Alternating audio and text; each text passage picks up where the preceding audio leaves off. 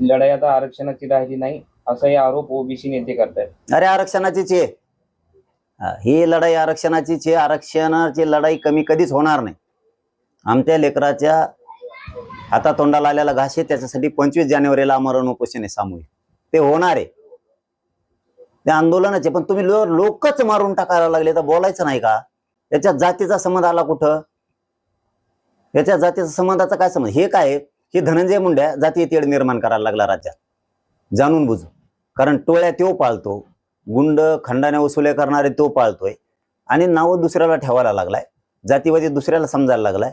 आता आंदोलनात का उभा करायला लागला धनंजय मुंड्या, फोन करायला लागला. परत ओबीसी नेत्याला फोन करून सांगतो माझ्याकडून उठा म्हणून, बोला. जातीय तेढ ह्यो करायला लागलाय, कारण लोक याचे लोक मारून टाकणार. आणि संयम आम्ही, गुंडाला बोलायचं पण नाही मी. वा, म्हणजे तुम्ही आमचे लोक मारू मारू टाकायला लागला तरी बोलायचं नाही.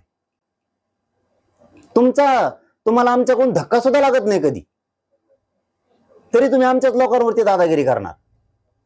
हे कस काय सहन होणार? कस काय समाज सहन करीत? मी गरिबासाठी लढणार आहे, मी हटणार नाहीये, मराठ्यांसाठी लढणार आहे.